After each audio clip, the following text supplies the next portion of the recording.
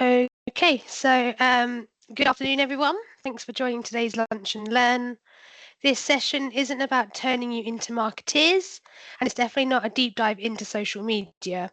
What it is about is looking at how marketing quietly shows up in everyday work across the business, often in ways we don't even notice. So by the end of the session, my aim is that you'll see how small actions in any role can have a big impact on how PhD is perceived, often without us realizing it. So before I get into the session, I just want to give a bit of context about who I am and why I'm talking to you about marketing today. I've worked in marketing for just over 10 years now, across quite a mix of industries, including travel, theatre, armed forces resettlement and construction. And what that's taught me is that while the industries are very different, the way people judge and trust a company is actually very similar everywhere. I'm professionally qualified through the Chartered Institute of Marketing, and in my current role at PhD, I manage things like the brochures, website updates, photography, campaigns, events, and strategy. I'm part of the marketing team, which includes Grace, who works with me on branding, communications, and social media for PhD. The part I enjoy the most is the creative side, things like the graphic design and video creation, and that's because it allows me to showcase the best first impressions of a company through visual media. Outside of work, I don't live and breathe marketing. Firstly, I'm a mum to a 4-year-old boy, Gethin, and we have another boy on the way during March. So most of my free time at the moment is very much taken up with that. I'm also a stage actor, and my favourite role so far has been in a 1940s play called Flare Path, which I performed at the Swindon Arts Centre last year. And completely unrelated to all of that, I also love a good conspiracy theory. My personal favourite is the idea that aliens already live among us. And if anyone's seen the 80s film They Live, you'll know exactly what I mean. So I should probably say that I don't actually believe all conspiracy theories. I don't wear a tinfoil hat, but I do find it fascinating how easily people can make far-fetched connections and build whole narratives from them. The reason I'm sharing this is because what we're talking about today isn't abstract or theoretical. It shows up in everyday actions, on sites, in emails, in documents, and is also in the way that we present ourselves. So, before we go any further, I want to start with a quick question. When you hear the word marketing, what's the first thing you think of? So you can just pop a word or a phrase into the chat.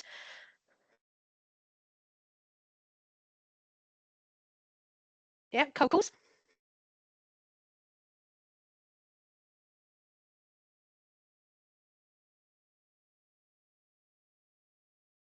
Positioning adverts, yeah. Promotion, advertising, fancy advert sales. There's some good ones coming through.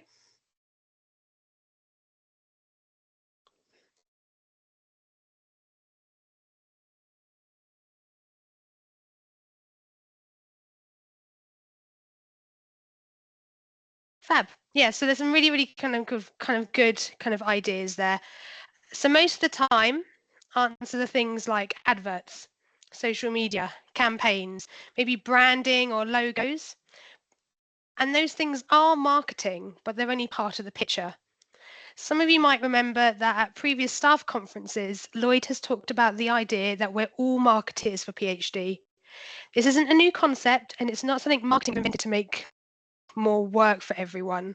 What Lloyd was getting at is that marketing is really about how people experience us as a company. That experience isn't shaped by one team. It's shaped across lots of small, visible moments to clients and the public. So today isn't about telling anyone they need to start doing marketing. It's about recognizing that a lot of what you do already plays a part in how PhD is perceived, whether that's online, on site, or anywhere in between. So we talked about how marketing is much broader than posts on campaigns. So this slide is where that idea becomes real. One of the simplest ways to think about marketing is this. It's how people experience us and what they take away from that experience. I'm going to give you a simple kind of idea on this. Oops. So these are both scaffolds. Functionally, they're doing the same job, but the impression they give is completely different. A well-built scaffold instantly communicates professionalism, safety, and care. You trust the company behind it before you've spoken to anyone. A messy or poorly built scaffold does the opposite, even if the work itself is technically fine. Doubt creeps in straight away, and that happens long before a conversation or a quote. And this is where perception becomes very real. It's created by everyday decisions and behaviours, and it shows up in little details, from how we communicate to what our sites and vehicles look like to how clearly information is presented. And equally, it shows up when something feels rushed, inconsistent, or unclear. What's important here is that every role plays a part in this. Design, project managers, commercial, site, or client-facing staff all shape how PhD is experienced. So I'm going to give you another kind of interactive kind of question here. Can anyone think of an example from their own role where a small detail could have a big impact on how we're perceived? Are we putting that in the chat, Sophia, or just Yeah, shouting out? in the chat.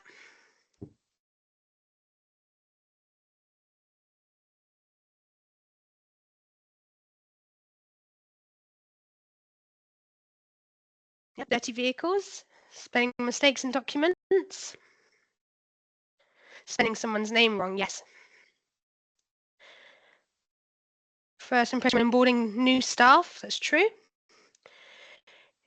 Incorrect information, late attendance to meetings, wrong numbers, not deemed credible, yes, exactly. So now I want to show you what this looks like in practice, and I'm using some real examples for it here. Some of these examples I have reformatted into PhD branding, one to anonymize the original companies, and two to further highlight the difference between good marketing and bad marketing. So each of these, I'm not asking which one looks more exciting or creative. I'm asking a much simpler kind of question.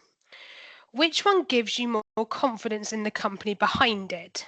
So this isn't kind of like a you speaking out. It's just kind of for you guys to kind of just have a look and have a judge for yourself. So the first one is an email to a client. So on first, the kind of initial, people tend to think that the left side gives you more confidence in the company compared to the right. And it's not just because it's longer, but because it gives you enough information, it feels considered, and it doesn't raise any questions. Whereas the spelling mistake, lack of details on the right, might seem small, but they quietly undermine the confidence. So clarity, tone, and attention to detail are doing the marketing here. So next, these two are examples of glass company, kind of their homepage on their app, and kind of which one kind of feels easier to use or easier to trust at a glance. The right hand one feels calmer. There's more space, clearer hierarchy, and your eye knows where to go. Even if the left has more features, it feels harder work, and that can affect trust. So good design reduces effort, and low effort feels professional. Next, dirty versus clean vans. So if you saw these on the road or outside a client site, which one reflects the company you'd want working for you? Both vans do the same job, but one signals care, pride, and professionalism before anyone steps out of it. Visibility equals the perception.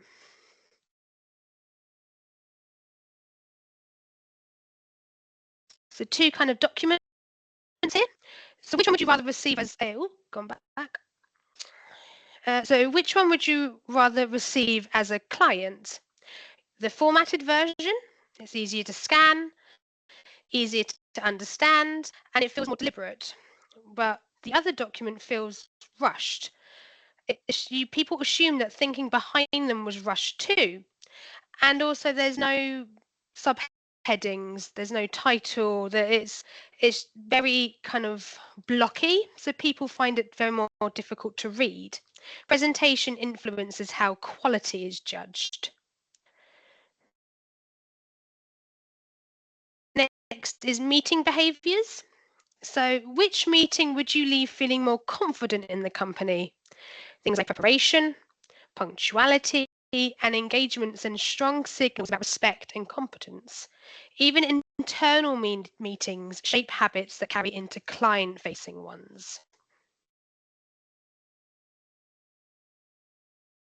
We've also got site safety signage. So which site feels safer and more in control? Too much signage can be just as risky as too little. When everything is shouting at you, nothing is clear. So clear, well-placed signage shows forethought and safety leadership. Clarity supports safety and trust. You can see that on the left-hand side, you have a no entry sign and an entry sign right next to each other. So the messaging is confusing. And finally, we have reviews, internal reviews of a company. So which company would you feel more confident approaching as a client or future employee? People don't separate internal culture with external delivery. If employees speak well about a company, that trust carries outward. Internal perception leaks into external reputation. So these are both about the same company from two different people. And if you are talking about a company positively, if you're talking about your own company positively, clients are going to be picking up on that. So none of these kind of examples are really about right or wrong. They're about what feels trustworthy, clear, and professional at first glance. So up to now, these examples we can control. This one shows how quickly perception can form outside our control. A few years ago, we were tagged in a video by a well-known local cyclist on YouTube who regularly films a particular stretch of a busy London road where drivers try to avoid traffic by crossing onto the wrong side. And unfortunately, one of our Kia vehicles was caught doing exactly that. The driver was seen attempting to overtake a backlog queue by driving dangerously against oncoming traffic. As soon as we became aware of the video, we responded immediately. We wrote to the YouTuber to apologise for the driver's behaviour, made it clear this is not how we conduct ourselves as a company, and confirmed that the driver would be put on immediate training. The YouTuber responded both privately and publicly, thanking us for the letter and saying he was impressed with how quickly and professionally we handled the situation. But by that point, the initial damage to perception had already been done. The comments under the video were brutal. They were not just aimed at the driver, but at scaffolders as a whole, reflecting some very low perceptions of our industry. Even now, years later, we still occasionally see comments on our social posts that trace back to that video. So, however, something positive did come from this. That year, we launched a campaign specifically to challenge those stereotypes, highlighting the level of training, qualifications, and skills required to step onto a scaffold. And this campaign was well received by the NSC and others across the industry and helped reinforce that scaffolders and those on site are skilled and highly trained professionals. The key point here is that perception is formed in seconds, often from one small incident, and how we respond afterwards matters hugely. Even with the best of intentions, it takes only one touch point for people to make up their minds. So whether that's a well-crafted email, a tidy document, a sign on a site, or even an incident on the road, these are all marketing touch points. Small actions and how we manage them shape how the company is perceived. Everything we just looked at, good and bad examples, online, offline, site-based or admin-based, all comes back to our core values. Professional, high quality, delivery focused, always safely. And these aren't just words on a slide, they're the standards people judge us by, often without even realizing it. Professional is often the first value people judge us on.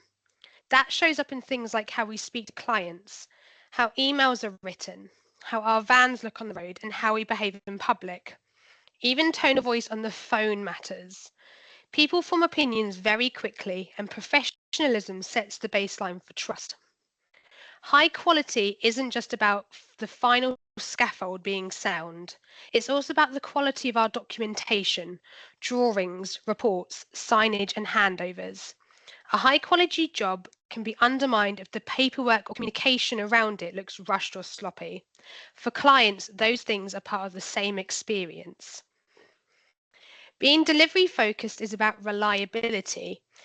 If we say we'll be on site at a certain time, send information by a certain date, or complete a phase of works by a deadline, that follow through becomes part of our reputation. Every kept or missed promise shapes how dependable we're seen to be. And always safely is non negotiable. Safety decisions are marketing decisions too, because they signal what kind of company we are.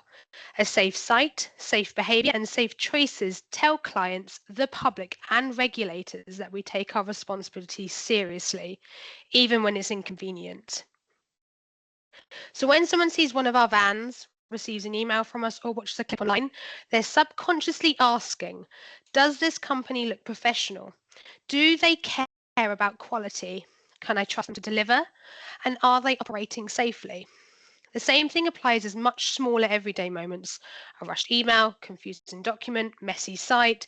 They can all quietly undermine those values, even if the work itself is solid. And this is why marketing isn't owned by one team or one person.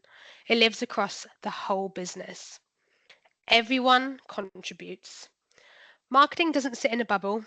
It isn't something that happens in isolation or just within one team. The way PhD is perceived is shaped by all these areas working together.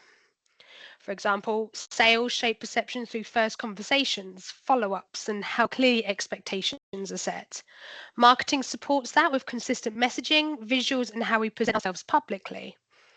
Operations and site based teams influence perception every day through how professional and safe sites look and how interactions feel on the ground.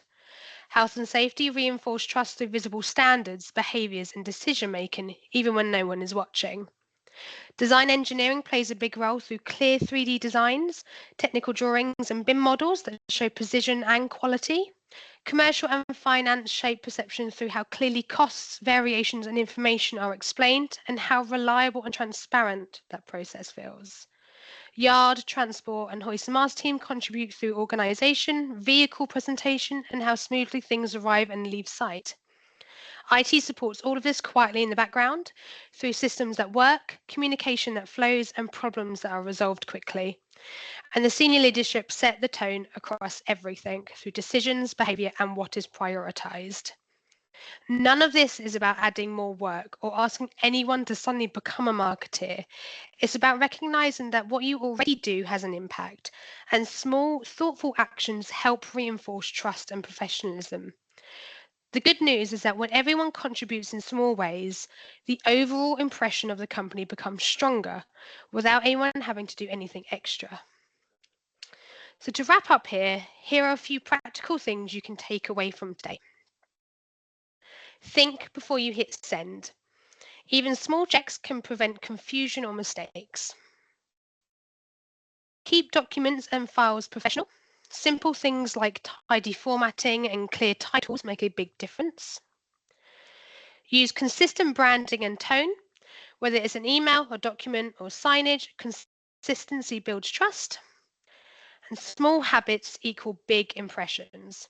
You don't have to be perfect, just thoughtful. Every little bit adds up. And you don't need to do anything radically different. These are small, manageable actions that collectively create a strong impression of PhD. And just to ensure everyone, if you're ever unsure about branding, tone, formatting, or how something should look or read, you don't have to guess. For the next couple of weeks, you can come directly to me. Longer term, Grace is your go-to person for these things and will be much more than happy to help. In my mind, it's easier to have that quick sense check than to worry about getting anything wrong. And then one last thing that kind of really helps us do our job well is being brought into the good news early. If something positive is happening on site, a milestone, a tricky job well done, a client thank you, an award, even a great bit of teamwork, marketing should be one of the first points of call. Sometimes we only hear about these things a week or two later, and by then the moment's passed. So if we know early, we can share it while it's still relevant and get it out in a way that reflects the company properly. And the same goes for site photos. If you're already taking pictures for a project or for your own social posts, send those through, and that means that we can keep proper records and reuse them consistently across the business. Again, it's not about creating extra work, it's just about looping us in sooner so we can help tell the story in the best possible way. So I just want to say thank you for listening. Now's an opportunity for you to ask any kind of questions you may have, or even share examples of times you've experienced either a great or poor first impression of a company.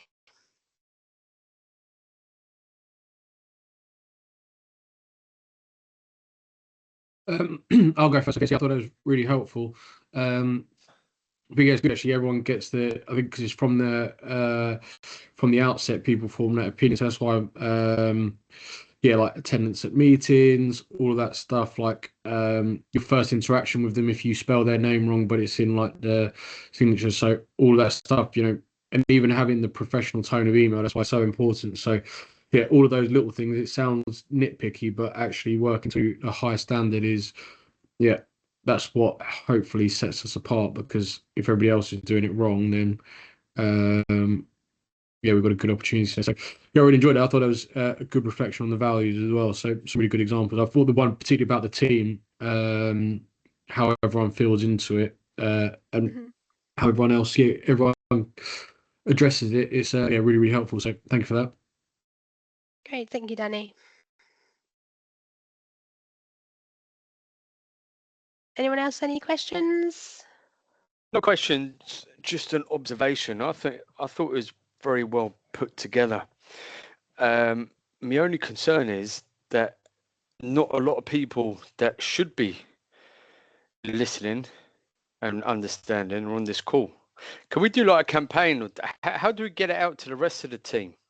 Well, I think you're right. I thought about that as well. Yeah, that's why it's good that it's recorded, and then I'd like almost like some of this content wants to be part of the induction and the onboarding experience, but yeah, everyone needs to do it. So I'll pick it up with Will as well about how we get everybody to have access to this.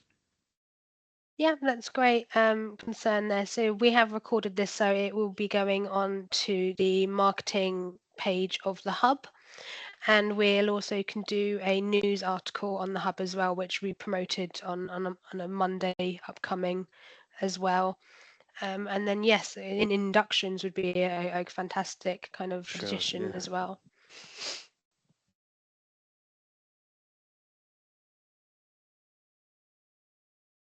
Okay, great. So thank you guys for listening, and I hope you have a lovely rest of the day. Brilliant. Thanks. Take care. Thank you. Thanks. Bye. Bye.